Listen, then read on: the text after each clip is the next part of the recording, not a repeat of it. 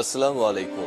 সবাইকে স্বাগত জানাচ্ছি। আমি নাসরুল ইসলাম তন্ময়। শুরুতে বিআরবি কেবল সংবাদ শিরোনাম জানিয়ে দিব সর্বশেষ গুরুত্বপূর্ণ আপডেট সংবাদ। শুরুতে শিরোনাম। চট্টগ্রামে আসছেন বিএনপির মহাসচিব মির্জা ফখরুল ইসলাম আলমগীর, বিএনপিতে চাঙ্গা ভাব। এরপর জানিয়ে দিব এমপি আনারের দেহের অংশ খোঁজে ভারতীয় নৌবাহিনীর অভিযান। ঝিনাইদহ ৪ আসনের সংসদ সদস্য আনারুল আজিম আনারের দেহের অংশের সন্ধানে এবার ভারতীয় ডুবুরি দলের সঙ্গে যোগ দিয়ে তল্লাশি চালিয়েছে ভারতীয় নৌবাহিনী এবং গোয়েন্দা সংস্থার লোকেরা। জানিয়ে দিব জীবনের নিরাপত্তা চেয়ে আওয়ামী লীগ নেতার জিডি। এদিকে পররাষ্ট্রমন্ত্রীর সঙ্গে রাশিয়া রাষ্ট্রদূতের সাক্ষাৎ। জানিয়ে দিব আজ ১৪ দলের বৈঠক। ক্ষমতাসীন আওয়ামী লীগের নেতৃত্বাধীন ১৪ দলীয় জোটের বৈঠক মঙ্গলবার অনুষ্ঠিত হবে। আজ বেলা ১১টায় রাজধানীর ইস্কাটনে ১৪ দলীয় জোটের সমন্বয়ক মুখপাত্র আমির হোসেন আমুর বাসভবনে এই বৈঠক অনুষ্ঠিত হবে। এবং সর্বশেষ জানিয়ে দিব হজ করতে গিয়ে বিপাকে ২০,০০০ মানুষ। আইন অমান্য করে হাজার হাজার মানুষ নিবন্ধন ছাড়াই অবৈধ উপায়ে হজ পালনের চেষ্টা করছেন। এই অপরাধে অন্তত ২০,০০০ মানুষকে চিহ্নিত করে মোটা অঙ্কের জরিমানা করেছে সৌদির প্রশাসন। প্রিয় দর্শক, এতক্ষণ শুনছিলেন সংবাদ শিরোনাম, এবার বিস্তারিত। তবে তার আগে বন্ধুরা, আপনি কোন স্থান থেকে আমাদের সংবাদটি দেখছেন কমেন্ট করে জানিয়ে দিন এই সংবাদ সম্পর্কে আপনার মূল্যবান মতামত। প্রিয় দর্শক, আপনি যদি আমাদের চ্যানেলে নতুন হয়ে থাকেন, ভিডিওটি দেখতে দেখতে চ্যানেলটি সাবস্ক্রাইব করে রাখুন, যাতে করে আমাদের লেটেস্ট আপডেট সংবাদগুলো সবার আগে আপনার কাছে পৌঁছে যায়। এবারে বিস্তারিত। চট্টগ্রামে আসছেন মির্জা ফখরুল, বিএনপিতে চাঙ্গা ভাব। বিএনপির প্রতিষ্ঠাতা ও সাবেক রাষ্ট্রপতি শহীদ জিয়াউর রহমানের ৪৩তম শাহাদত বার্ষিকী উপলক্ষে আয়োজিত সেমিনারে যোগ দিতে চট্টগ্রামে আসছেন দলটির মহাসচিব মির্জা ফখরুল ইসলাম আলমগীর। মঙ্গলবার ৪ জুন জাতিসত্তার রূপকার রাষ্ট্রনায়ক জিয়াউর রহমান সেমিনারে যোগ দিতে চট্টগ্রামে আসছেন তিনি। বিএনপি মহাসচিবের সফরকে কেন্দ্র করে চট্টগ্রামে দলটির নেতাকর্মীদের মাঝে উৎসাহ উদ্দীপনা দেখা গেছে।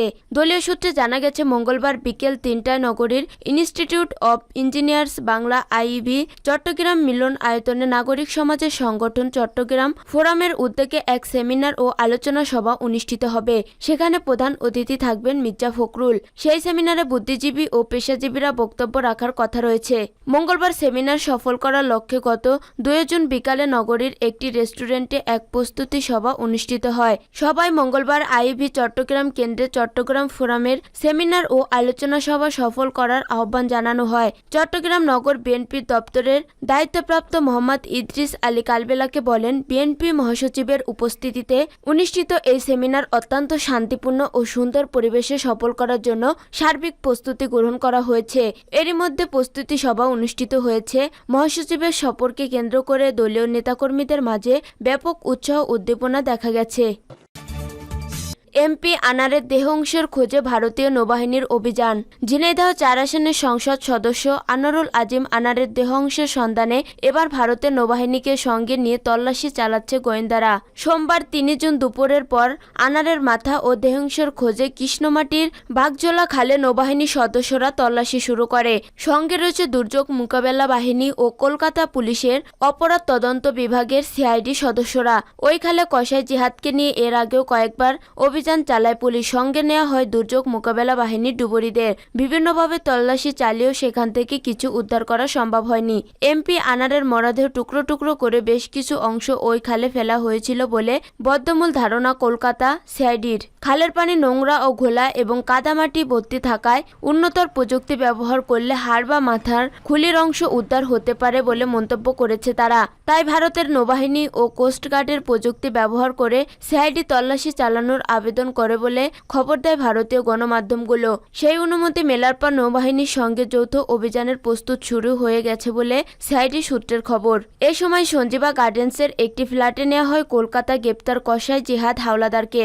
বাংলাদেশে গ্রেপ্তার ৩ জনকে ভিডিও কলে যুক্ত করে জিহাদের সামনাসামনি জিজ্ঞাসাবাদও করা হয়। জিজ্ঞাসাবাদে বেশ কিছু তথ্য উঠে আসে। পরে কলকাতার গোয়েন্দা পুলিশকে সংসদ সদস্য আনারের দেহ অংশের খোঁজে সঞ্জীবা গার্ডেন্সের ফ্ল্যাটের কমোড সোয়ারে সিভারেজ লাইন ভেঙে অনুসন্ধান করা হয়। সেখানকার সেফটি ট্যাঙ্ক থেকে উদ্ধার করা হয় মাংসের বেশ কিছু টুকরো। তবে সেগুলো এমপি আনারের দেহাংশ কিনা তা জানতে ফরেনসিক পরীক্ষার জন্য পাঠানো হয়েছে। মাংসপিণ্ড উদ্ধার হলেও আনারের দেহের হাড় কিংবা মাথার অংশ এখনো উদ্ধার করতে পারেননি সিআইডি। তদন্তকারীরা জানিয়েছেন আগামী কয়েকদিনের মধ্যে ওই ফরেনসিক রিপোর্ট আসবে। তা পজিটিভ হলে সংসদ সদস্যের মেয়ে কিংবা এবং তার ভাইকে ডিএনএ প্রোফাইল ম্যাচিংয়ের জন্য ডাকা হবে। প্রায় একসঙ্গে হাড় এবং মাথার খুলি উদ্ধার করা গেলে তদন্তের ক্ষেত্রে সুবিধা হবে বলে মনে করেছে সিআইডি। জীবনের নিরাপত্তা চেয়ে আওয়ামী লীগ নেতার জিডি। জীবনের নিরাপত্তা চেয়ে ঝিনাইদহের মহেশপুর উপজেলা আওয়ামী লীগের সভাপতি সাজ্জাদুল ইসলাম সাজ্জাদ থানায় সাধারণ জিডি করেছেন। সোমবার ৩ জুন দুপুরে এই তথ্য নিশ্চিত করে মহেশপুর থানার ওসি মাহবুবুর রহমান বলেন, পুলিশ ঘটনাটি খতিয়ে দেখেছে। তদন্ত সাপেক্ষে দোষী ব্যক্তির বিরুদ্ধে আইনগত ব্যবস্থা গ্রহণ করা হবে। আওয়ামী লীগ নেতা সাজ্জাদ থানায় করা সাধারণ ডায়েরিতে উল্লেখ করেছেন, সোমবার সকাল ৯টা ১৭ মিনিটে তার ব্যবহৃত মোবাইল ফোনে দুটো অপরিচিত নম্বর থেকে কল আসে। মোবাইল রিসিভ করলে অপর প্রান্ত থেকে বলা হয়, জাতীয় সংসদ নির্বাচনে স্বতন্ত্র প্রার্থী সাবেক এমপি শরীফুল আজম খান চঞ্চলের ট্রাক মার্কায় ভোট করেছি বলে আমি পচে গেছি নাকি? আজিমপুর ইউনিয়ন থেকে তোকে যেন মাথা ঘামাতে না দেখি, এরপরও মাথা ঘামালে তোকে সাইজ করে দেব, কথাটা মনে রাখিস। আওয়ামী লীগ নেতা সাজ্জাদ বলেন, সদ্য সমাপ্ত সংসদ নির্বাচনে আমি প্রধানমন্ত্রীর সিদ্ধান্ত অনুযায়ী নৌকা প্রতীকের প্রার্থী সালাউদ্দিন মিয়াজির পক্ষে ভোট করেছি এবং তিনি বিপুল ভোটের ব্যবধানে নির্বাচিত হয়েছেন। তারপর থেকে ট্রাক প্রতীকের প্রার্থী সাবেক এমপি শরীফুল আজম খান চঞ্চলের অনুসারীরা আমাকে বিভিন্নভাবে হুমকি ধামকি দিয়ে আসছে। সর্বশেষ সকালে আমি মোবাইল কল করে এ ধরনের কথা বলায় আমি আমার জীবন নিয়ে শঙ্কার মধ্যে আছি।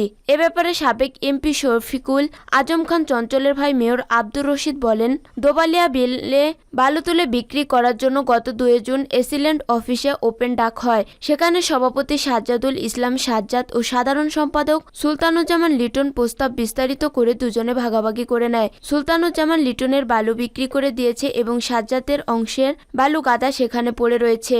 আর আমি জানি যতটুকু ধান চাল নিয়ে লিটনের লোকজনের সঙ্গে সাজ্জাদের বিরোধ হতে পারে।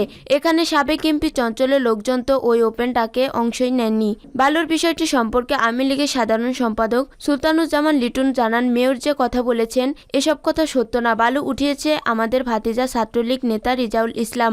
এর মধ্যে সভাপতি ও সাধারণ সম্পাদকের কথা কেন আসবে? ঘটনাটি জানার কিছুক্ষণ পর আওয়ামী লীগের সভাপতি সাজ্জাদুল ইসলাম সাজ্জাদের মোবাইল ফোনে কল করলে তা বন্ধ পাওয়া যায়। পররাষ্ট্রমন্ত্রীর সঙ্গে রাশিয়ার রাষ্ট্রদূতের সাক্ষাৎ। পররাষ্ট্রমন্ত্রী ডক্টর হাসান মাহমুদের সঙ্গে সাক্ষাৎ করেছেন ঢাকায় নিযুক্ত রাশিয়ার রাষ্ট্রদূত আলেক্সান্দার ম্যানতিস্কি। সোমবার ৩ জুন বিকালে পররাষ্ট্র মন্ত্রণালয়ে ম্যানতিস্কি পররাষ্ট্রের সঙ্গে সাক্ষাৎ করেন। এ সময় রাষ্ট্রদূত রাশিয়ার রাজধানী মস্কোতে আগামী ১০ থেকে ১২ জন ব্রিক্স মিনিস্টেরিয়াল সম্মেলনে যোগদানের জন্য পররাষ্ট্রমন্ত্রীকে লেখা রাশিয়ার পররাষ্ট্রমন্ত্রী সের্গেই ল্যাভরভের আমন্ত্রণ পত্রটি হস্তান্তর করেন। পররাষ্ট্রমন্ত্রী আমন্ত্রণের জন্য মন্ত্রী ল্যাভরভের প্রতি আন্তরিক ধন্যবাদ জানান এবং বাংলাদেশের মুক্তিযুদ্ধে রাশিয়ার সমর্থন গভীর কৃতজ্ঞতার সঙ্গে স্মরণ করেন। দুদেশের মধ্যে শিক্ষা সনদ স্বীকৃতি, রাশিয়ায় আরও জনবহুল রপ্তানি সহ দ্বিপক্ষীয় বিষয়ে আলাপ করেন তারা। রাষ্ট্রদূত এদেশ থেকে আরও প্রশিক্ষিত কর্মী নেয়ার সম্ভাবনার কথা জানান। 14 দলের বৈঠক আজ। ক্ষমতাসীন আওয়ামী লীগের 14 দলীয় জোটের বৈঠক আজ মঙ্গলবার অনুষ্ঠিত হবে। এদিন বেলা 11টায় রাজধানীর 14 দলীয় জোটের সমন্বয়ক ও মুখপাত্র আমির হোসেন আমর বাসভবনে এই বৈঠক অনুষ্ঠিত হবে। সোমবার 3 জুন মঙ্গলবার 4 জুন আওয়ামী লীগের দপ্তর সম্পাদক বিপ্লব বড়ুয়া স্বাক্ষরিত এক সংবাদ বিজ্ঞপ্তিতে এ তথ্য জানানো হয়। বিজ্ঞপ্তিতে বলা হয়, সভায় সভাপতিত্ব করবেন আওয়ামী লীগের উপদেষ্টা পরিষদ সদস্য 14 দলের সমন্বয়ক ও মুখপাত্র আমির হোসেন আমু। সবাই সংশ্লিষ্ট সকলকে যথাসময়ে উপস্থিত থাকার জন্য অনুরোধ জানানো হয়েছে। এর আগে গত 23 মে গণভবনে আওয়ামী লীগ সভাপতি ও প্রধানমন্ত্রী শেখ হাসিনার সভাপতিত্বে 14 দলীয় জোটের সর্বশেষ বৈঠক অনুষ্ঠিত হয়। 14 দলের শরিকদের সূত্রে জানা গেছে, দ্রব্যমূল্যের ঊর্ধ্বগতি, দুর্নীতি, বিদেশে অর্থ পাচার সহ নানা ইস্যুতে নিজ নিজ দলের পক্ষ থেকে কর্মসূচি পালন করে পরিকল্পনা নিয়েছে শরিকরা। ঈদ ও আগামী বাজেটের পর থেকে এসব কর্মসূচি নিয়ে 14 দলের শরিকরা রাজপথে নামতে পারে।